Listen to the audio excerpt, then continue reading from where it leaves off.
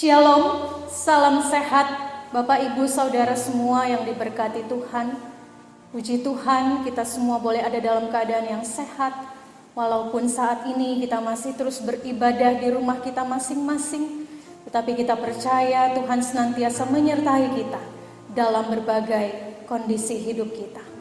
Kita bersyukur kita dapat berjumpa kembali melalui channel YouTube ini.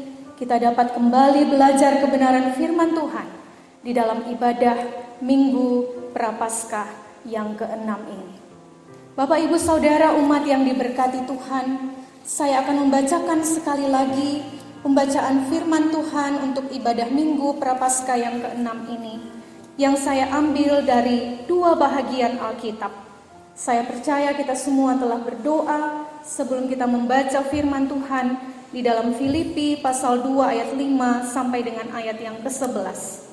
Hari ini saya kembali hendak mengajak kita membaca satu bahagian firman Tuhan, yaitu di dalam kitab Nabi Yesaya pasal yang ke-50 ayat yang ke-4 sampai dengan ayat yang ke-9. Kitab Nabi Yesaya pasal 50 ayat yang ke-4 sampai dengan ayat yang ke-9. Firman Tuhan berkata demikian. Tuhan Allah telah memberikan kepadaku lidah seorang murid, supaya dengan perkataan aku dapat memberi semangat baru kepada orang yang letih lesu. Setiap pagi ia mempertajam pendengaranku untuk mendengar seperti seorang murid. Tuhan Allah telah membuka telingaku, dan aku tidak memberontak, tidak berpaling ke belakang. Aku memberi punggungku kepada orang-orang yang memukul aku, dan pipiku kepada orang-orang yang mencabut janggutku. Aku tidak menyembunyikan mukaku ketika aku dinodai dan diludahi. Tetapi Tuhan Allah menolong aku, sebab itu aku tidak mendapat noda. Sebab itu aku meneguhkan hatiku seperti keteguhan gunung batu, karena aku tahu bahwa aku tidak mendapat malu. Dia yang menyatakan aku benar telah dekat. Siapakah yang berani berbantah dengan aku? Marilah kita tampil bersama-sama. Siapakah lawanku berperkara? Biarlah ia mendekat kepadaku. Sesungguhnya Tuhan Allah menolong aku. Siapakah yang berani menyatakan aku bersalah? Sesungguhnya mereka semua akan memburuk seperti pakaian yang sudah usang, ngengat akan memakan mereka. Pembacaan yang kedua di dalam surat Filipi pasal 2 ayat yang ke-5 sampai dengan ayat yang ke-11. Demikian firman Tuhan. Hendaklah kamu dalam hidupmu bersama menaruh pikiran dan perasaan yang terdapat juga dalam Kristus Yesus, yang walaupun dalam rupa Allah tidak menganggap kesetaraan dengan Allah itu sebagai milik yang harus dipertahankan, melainkan telah mengosongkan dirinya sendiri dan mengambil rupa seorang hamba dan menjadi sama dengan manusia. Dan dalam keadaan sebagai manusia, ia telah merendahkan dirinya dan taat sampai mati, bahkan sampai mati di kayu salib. Itulah sebabnya Allah sangat meninggikan dia dan mengaruniakan kepadanya nama di atas segala nama, supaya dalam nama Yesus bertekuk lutut segala yang ada di langit dan yang ada di atas bumi dan yang ada di bawah bumi, dan segala lidah mengaku Yesus Kristus adalah Tuhan, bagi kemuliaan Allah Bapa. Demikianlah firman Tuhan. Yang berbahagia adalah setiap orang yang mendengar dan melakukan firman Tuhan di dalam hidupnya setiap hari.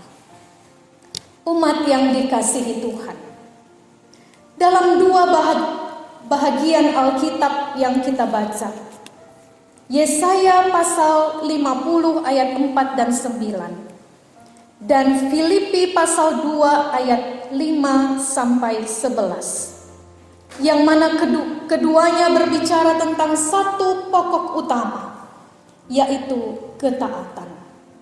Ketaatan kepada Allah. Dalam bacaan yang pertama, kitab Nabi Yesaya pasal 50 ayat 4 sampai 6 berbicara tentang ketaatan seorang murid, tetapi juga ketaatan seorang hamba.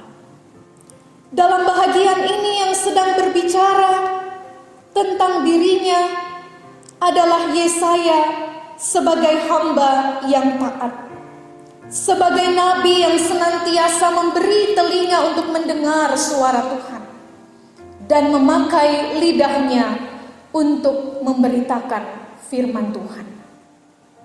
Yesaya mengatakan bahwa ia telah diberikan lidah seorang murid untuk memberitakan firman yang menguatkan orang lain yang sedang letih atau lemah. Dan itulah yang sementara dilakukan oleh Yesaya. Ketika ia memberitakan firman ini, sesungguhnya ia sedang menggunakan lidahnya untuk memberitakan firman kepada Israel yang sementara ada di dalam kelemahan, di dalam penindasan karena pembuangan. Selanjutnya pada saat yang sama, Yesaya juga sedang bernubuat tentang Yesus Kristus yang akan datang untuk menyelamatkan umatnya. Yesus pun datang sebagai hamba yang taat. Rasul Paulus pun menyatakannya demikian, bahwa sebagai hamba yang taat, Yesus telah merendahkan dirinya menjadi sama dengan manusia dan taat sampai mati di atas kayu salib. Hamba yang taat ini melaksanakan rencana tuannya, yaitu Bapa di sorga, yakni rencana penyelamatan bagi dunia ini. Hamba yang taat ini pun memakai lidahnya untuk memberitakan firman kepada banyak orang. Firman yang memberi kekuatan kepada yang letih, lesu, dan berbeban berat. Firman yang memberikan pengajaran kepada mereka yang tersesat. Firman yang berkuasa menyembuhkan berbagai penyakit jasmani, tetapi juga rohani para pendengarnya. Dan juga firman yang menegur, yang memperingatkan mereka yang fasik, yang munafik, seperti para ahli Taurat dan orang-orang Farisi.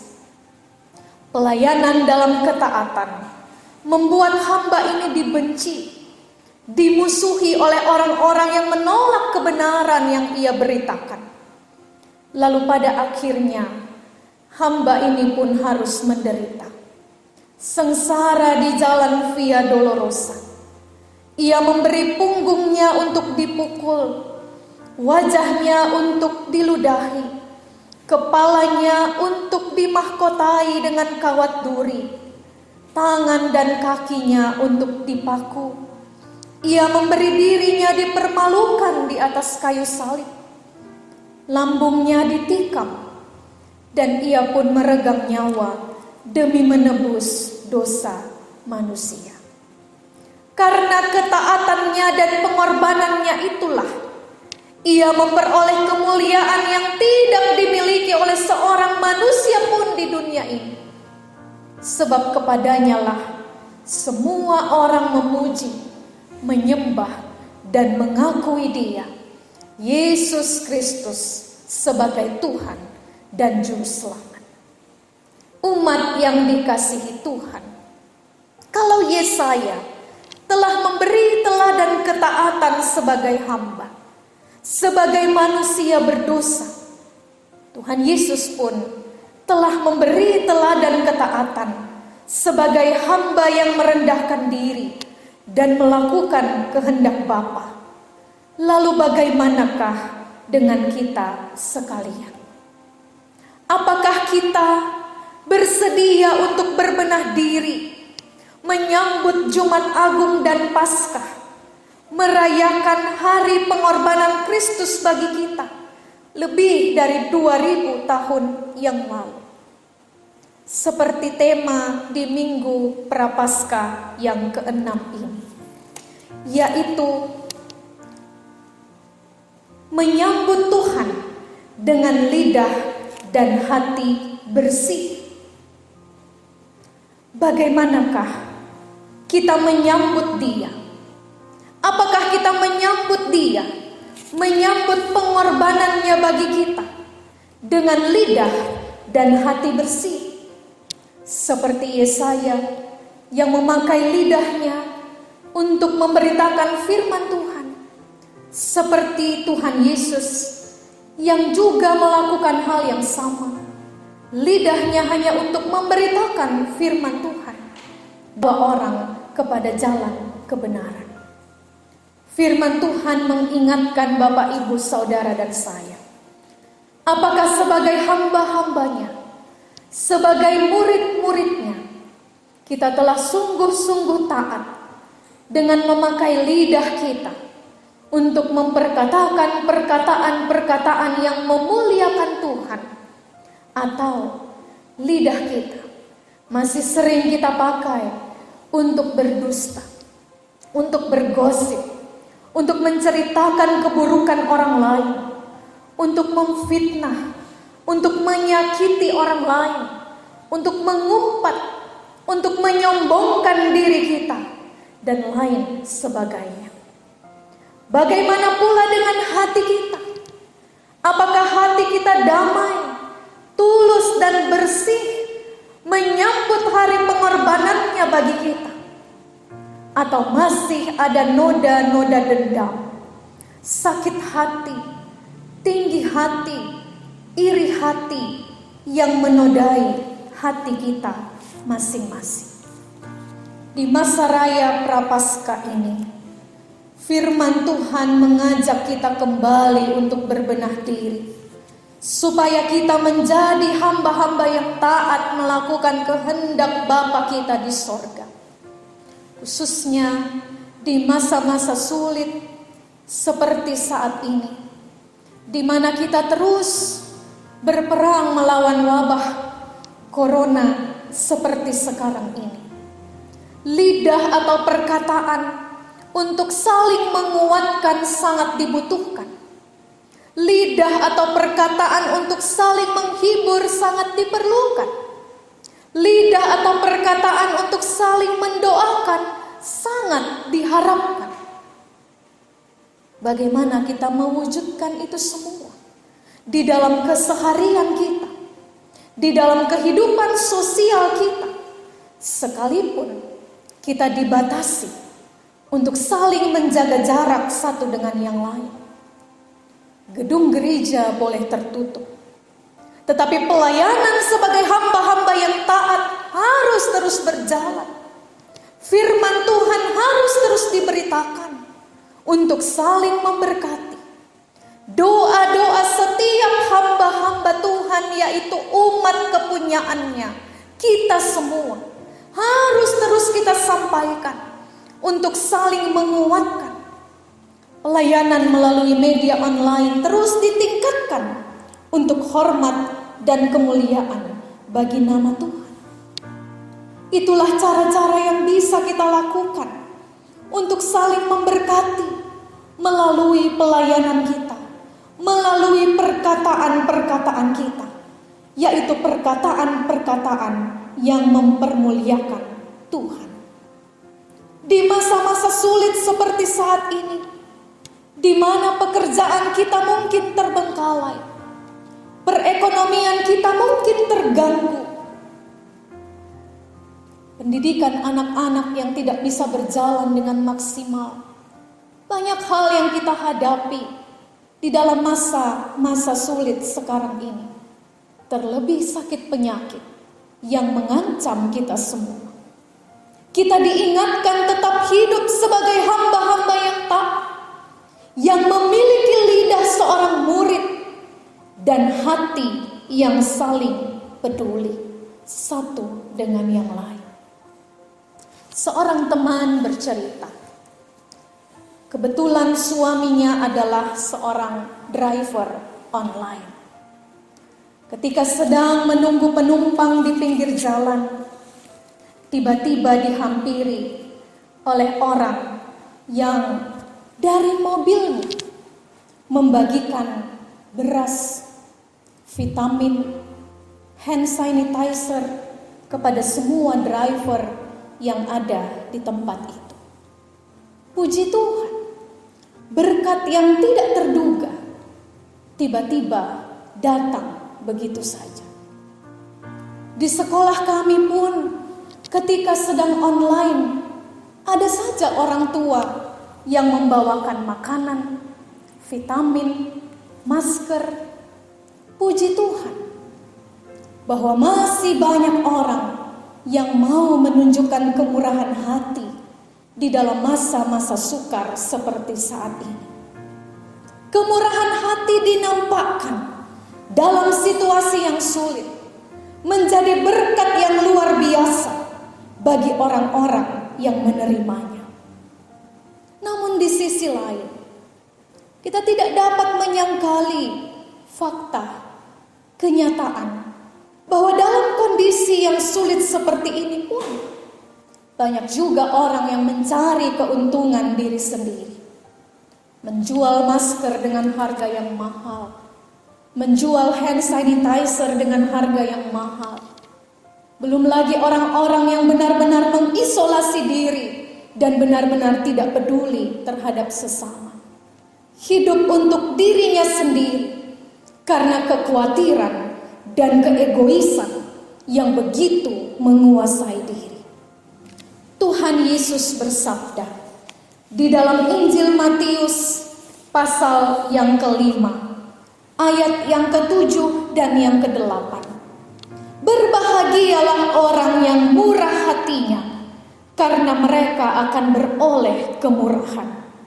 Berbahagialah orang yang suci hatinya, karena mereka akan melihat Allah. Bapak, Ibu, Saudara, di manakah posisi kita? Di manakah posisi kita sebagai hamba-hamba Tuhan? Sebagai murid-murid Kristus? Sekali lagi, firman Tuhan datang dan menyapa Bapak, Ibu, Saudara, dan saya. Mari berlaku sebagai hamba-hamba yang taat. Miliki lidah seorang murid yang selalu berkata kebaikan, yang senantiasa memiliki hati yang tulus dan murni di hadapan Tuhan dan sesama. Ketika ada yang menjadi noda di dalam hati kita karena kebencian, karena segala macam persoalan-persoalan yang kita hadapi, mari kita belajar membersihkan hati. Mari kita saling mengampuni satu dengan yang lain. Mari kita terus berusaha memiliki hati seperti hati seorang hamba yang sungguh taat. Karena ketaatan itu mendatangkan berkat, berkat pertolongan dan perlindungan Tuhan. Kalau kita baca di dalam Yesaya pasal yang ke-50 tadi, pada ayatnya yang ke-7 dan yang ke-9, Yesaya pasal 50 ayat 7 sampai dengan ayat yang ke-9, firman Tuhan berkata, "Tetapi Tuhan Allah menolong aku, sebab itu aku tidak mendapat noda. Sebab itu aku meneguhkan hatiku seperti keteguhan gunung batu. Karena aku tahu bahwa aku tidak akan mendapat malu. Dia yang menyatakan aku benar telah dekat. Siapakah yang berani berbantah dengan aku? Marilah kita tampil bersama-sama. Siapakah lawanku berperkara? Biarlah ia mendekat kepadaku. Sesungguhnya Tuhan Allah menolong aku. Siapakah yang berani menyatakan aku bersalah? Sesungguhnya mereka semua akan memburuk seperti pakaian yang sudah usang, ngengat akan mendapat mereka. 2 kali Yesaya berkata, sesungguhnya Tuhan Allah menolong aku. Hamba yang taat akan selalu mendapatkan pertolongan Tuhan. Tetapi mereka yang tidak taat, yang tetap mengeraskan hati terhadap firman-Nya, akan memburuk seperti pakaian yang usang. Selamat memasuki Minggu Prapaskah yang ke-6. Teruslah menjadi hamba-hamba yang taat. Sambutlah hari pengorbanan Tuhan kita Yesus Kristus dengan lidah dan hati yang bersih. Tuhan Yesus memberkati Bapak Ibu Saudara dengan firman-Nya. Amin. Mari kita sambut perenungan firman Tuhan. Saya rindu menyanyikan bersama semua Bapak Ibu Saudara di rumah masing-masing. NKB 203, nyanyian Kidung Baru 203, pada baitnya yang pertama, kedua, dan ketiga. Kita bernyanyi, kita menghayati setiap isi atau syair lagu ini, supaya dengan kebenaran firman yang telah kita dengarkan dan lagu yang kita nyanyikan ini, kita bersama-sama menyambut Jumat Agung dan Paskah dengan lidah dan hati yang bersih. Adakah tempat baginya?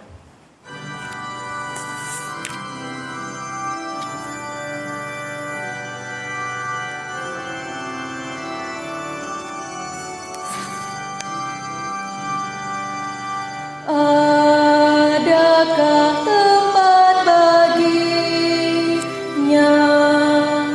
yang menanggung dosamu? Yesuslah ketuk hatimu, sambutlah penebusmu. Berikan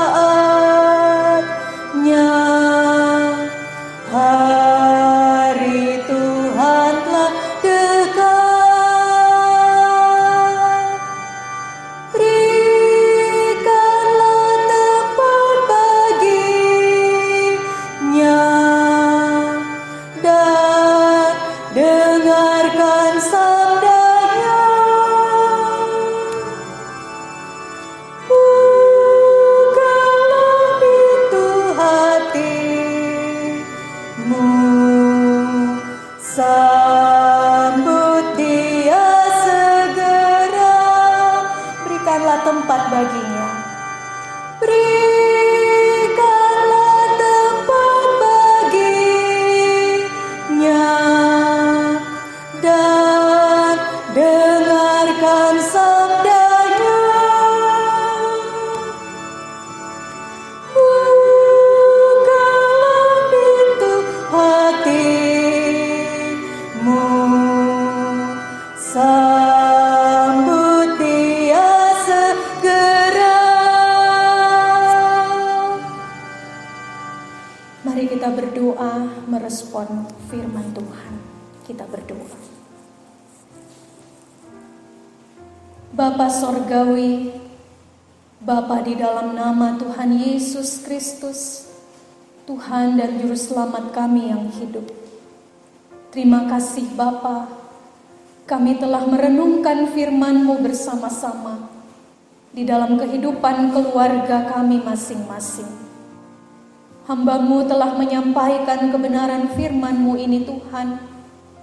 Biarlah terus menjadi pegangan hidup kami, menjadi pedoman hidup kami, di dalam kami menyambut hari pengorbanan-Mu, hari Jumat Agung, di dalam kami mempersiapkan diri untuk merayakan perjamuan kudus, mengingat pengorbanan Kristus bagi kami, dan juga menyambut kemenangan Paskah, yaitu kebangkitan Tuhan kami Yesus Kristus dari antara orang mati.